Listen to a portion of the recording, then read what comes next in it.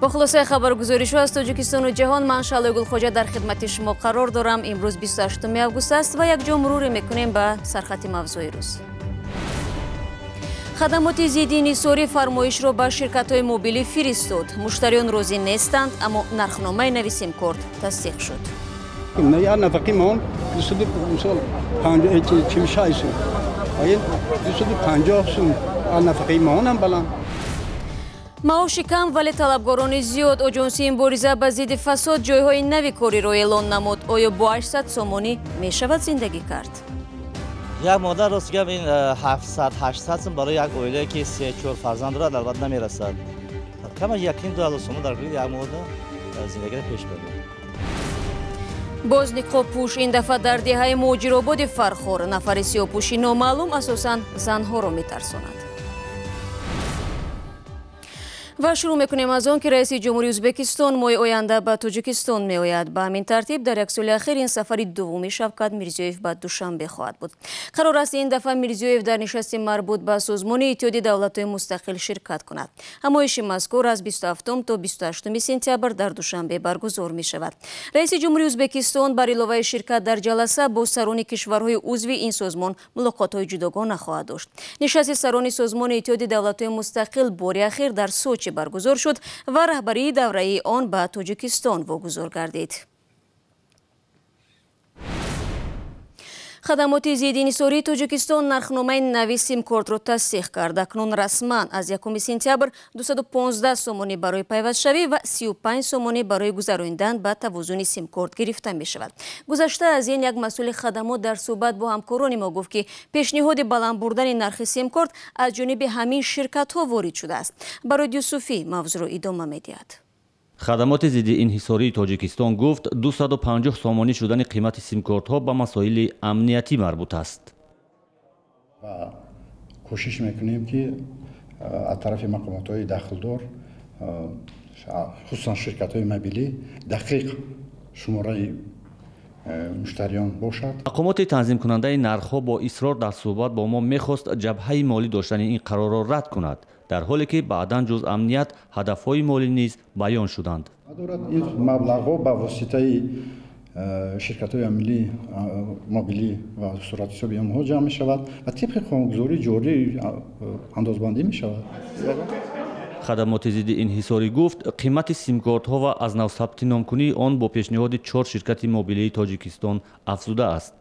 این اقدام را اکثر مردم به اساس و خودسرانه عنوان میکنند و از مقامات خدمات انحصاری سوال میکنند که چرا اساسهای اقتصادی قیمت 250 سومانی برای سیم کارت را توضیح نداده و عملی شدن آن اجازه داده است. چی طوری که من میدونم خود سیم کارت تیار کردن و همو نرخ‌گذاری سیم کارت خودش قدر مثلا تو ماکسیمم 10 سومون هم نمیشد که باید 250 سومون مونن. فکر میکنم این بی اساس است.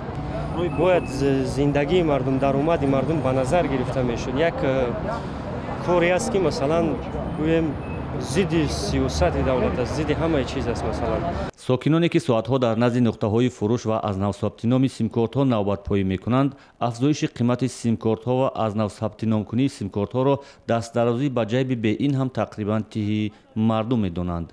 یا اکنون در اساس چی گرفتن نرخ بلند است. در حقیقت نرخ بلند و گفتم که نه نفقی مان 246 سون. آیا 250 سون نفقی مان هم بلند و ما یا ماه دیگه میگم چی خوریم. بر اساس آمار خدمات علاقه تاجیکستان حالا در تاجیکستان 4 میلیون و 160 هزار سیم کارت فعال ثبت نام شده است. سر از سال 2009 شرکت های موبیلی تاجیکستان 40 میلیون سیم کارت را به ساکنان فروختند.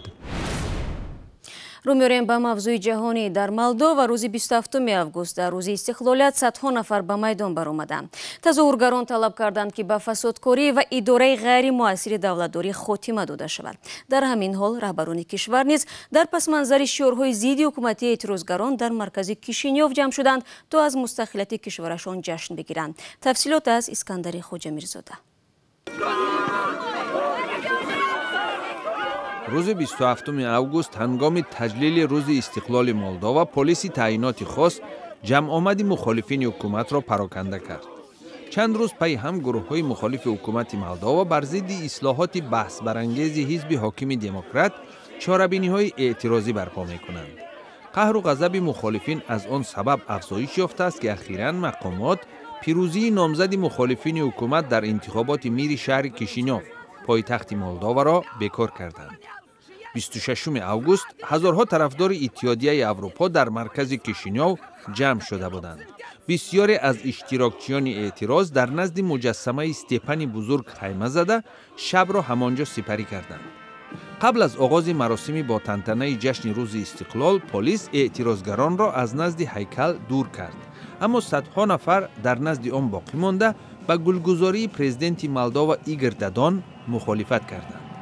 دادان از متفقان سرسپرده پرزیدنت روسیه ولادیمیر پوتین می باشد. مولداوا در سال 1991 صاحب استقلال شد، ولی در مبارزه با فساد و کمبزاعتی دستاوردهای بزرگ کسب نکرده است.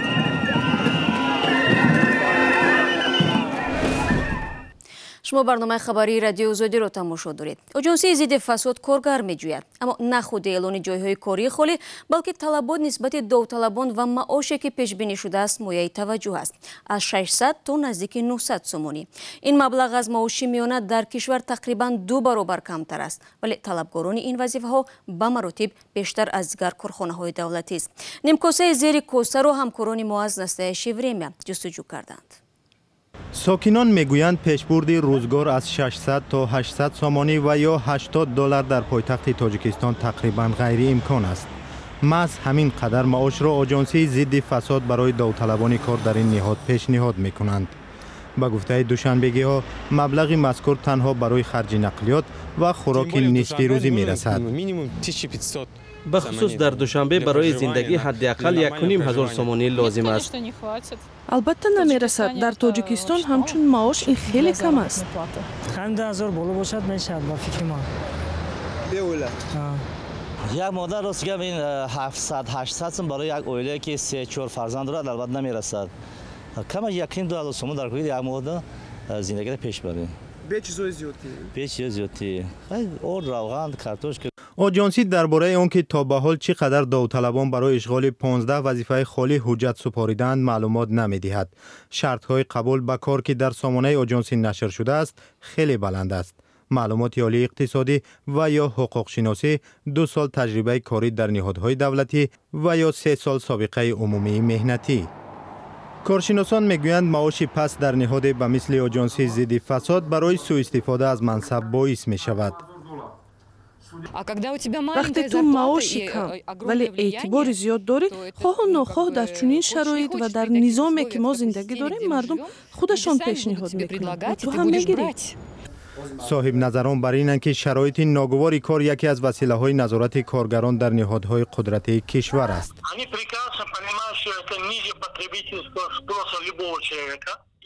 آنها خوب میفهمند که این معاش کم است. آنها کارگران را به فسادکاری طیله میدهند تا اینکه زمام آنها را در دست داشته باشند. در لحظه دلخواه آنها را زبان کوتاه میکنند که با چنین معاش کم زندگی کردن غیر امکان است و شما با اعمال غیر قانونی مشغول بودید. سال گذشته در تاجیکستان برای گرفتن پاره و تقلب حجت‌ها 16 کارمند آژانسی ضد فساد بازداشت شدند. اما طبق معمول در این نهاد گفتند که افراد مذکور را هنوز قبل از گرفتن پاره از کار آزاد کرده بودند. برنامه را ادامه می‌دهیم. بیش از 10 روز می‌شود ساکنان یک دهه در نویه فرخار خواب و آرامش خود را گم کردند. آنها را نفر سیاه‌پوش در حالت ترس نگاه می‌دارد که به نقل مردم نصف شب به منزل‌هایشان می‌دراید. شخص نقاب‌پوش اساساً با زن‌ها دست به گریبان می‌شده است. این مهمانی ناخوانده چند زن دهه را بیمار و بستری کرده است. امردین اولیموف گزارش می‌دهد. همون خونه در شبانه درماگی قطعی همین زن همون دست خط به خط کردگی همین زن در حالت شدگی که گریختگی تو خونه همسایه من همسایه‌شم تو خونه مرا رفت در بیخ دیوال ما غلطید همین زن در بیخ دیوال ما غلطید برآمدم روشنی کردم فنری قدی گفت که دست درآمد در خونم قطیم خط به خط کرد گفت دیگه او شپیدیم خیزوندیمش تو دادیم اومدیم که گریخته است رفته است. دوران درباره نقاب‌پوش صحبت میکند که شبانگاه با همسایه‌اش هجوم کرده است. چند روز با ساکنان محله مهاجرآباد فرخار از ترس این حمله‌گر خواب ندارند. یک کس ایده کس میترم دانکور میترسونه مثلا که او با کم نیان میتره اون نامعلومه خیلی اگم چی نمیگیره بانیت یکم بگیم که چی کار غاج میتره بانیت ترسوندن میتره ممکنه خیلی ترسونه آخه فرمای سیاه داره آنا فهمیدم که برام خیلی کت کردم پلان کردم سرکن پیشکن کردم دایره اونا کردم یک هفته نتیجه تریه وضع سلامتی خاله صالحه بعد از روبرو شدنش با مرد نقابپوش خوب نیست. جوگا خوابیدم ساعت‌های همین نیم تکم بودم یک در نظر من پایین پامونده یا مردک یک گشتم نگاه کنم مردک مام شما به خونه دهن درگیدم من اینجا خیلی بچه‌ها همین یک آواز سگ جاکی برام هم که یک کلمه بلند کرد پایین پام ده یک تای خیلی که مردک من با سر مامانم که خراستی و برام گفتم این خواه نه کلمه بلند کردم که همین جام زد پنجه همی تا جقت وقاس کردم که فوق من تا جقت زمین تلام کرد دیگر نمیدونم چیکار کردم دیگه دردم گرفت چخلی بود رنگ نمو چه دیدی چی؟ من میخوام نگاه کنم یا شکم دور بود شاید نمیشه خود توریک بود یگم تاش دیگه هیچ نفهمیدم هرچند بعضی از ساکنان نقابپوش را دیدند ولی کسی کی بودن و چه هدف داشتنش را نمیداند. به خاطر دستگیر کردن او ساکنان محله در یک جایگی با ناظر منطقوی نوبت پایی شبانه تشکیل کردند. 12-13 نفر شاو میشه وانی میکنیم امی اوچاسکارا کی امو دزدای کیای نامعلوم امی خسر میکنیم دارو کاملا زنان تنها و عائله هایی که مرد خونهشان در مهاجرت است موقتا خانه های خود را ترک کردند. شب را در دیگر جا روز میکنند. شلوک تاگینا کلنمون میا امی بولو دا خواه نه همسایه پارا میرا دا اون خونه خسروشون خواه دکاز خیلی که خونه را میپرده اون دوست باشم مثال میدوره خونه را علوم میزنه نمیفهمی که کیای چیای اگر حکمت داشته باشم یا بقفن همی دوزده چیای بتا مثال تنج خوب کنیم و موقع امید مردم این است که پلیس این حملگر شبانگاهی را دستگیر میکند و آنها با زندگی آرام پیشین خود برمیگردند. وزیر دفاع روسیه سرگئی شایگو گفت که ماه آینده کشورش بزرگترین تمرین حربی را برگزار میکند که در 14 سال اخیر نمونه نداشته است. شایگو روز 28 آگوست افزود تمرین با نام وستوک 2018 در حوزه مرکزی و شرقی روسیه برگزار می شود. اما 2 روز پیش از این سرود وزیر دفاع ولادیمیر پوتین پرزیدنت روسیه را در استراحت تابستانش همراهی کرد. آنها در جنگل های تو و به سیر و گشت، کوهنوردی و ماهیداری مشغول بودند. کремлин рӯзи 27 август чанд аксу навори видеоӣ аз саҳнаҳои истироҳати тобистонаи президент Владимир Путин дар Сибирро нашр кард.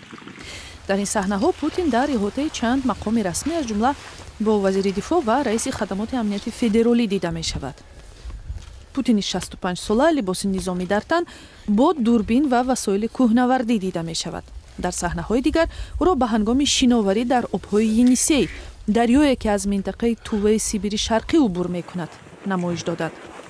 дар гузашта саҳнаҳои истироҳати Путинро дар табиат, лаҳзаҳои моҳидорӣ ва офтобхӯриашро бидуни курта нашр карда буданд ки инро ҳамчун талоши намоиши саломатии хуб, омодагии хуби ҷисмонӣ ва гузашта аз ин ба сифати намоиши қудрату бозу ба кишварҳои дигар арзёбӣ карданд. дар хабари расмӣ гуфта шуд ки Путин дар роҳ ба Кемероваи Сибир рӯзи душанбе истироҳат бурд. дар ин минтақаи сибирӣ ӯ бо вазъи конҳои ангишт шинос шуда бо раҳбарони минтақаҳои маҳаллӣ ва ҳамбахши энержӣ ҷаласа барпо мекунад. Сказочный лес.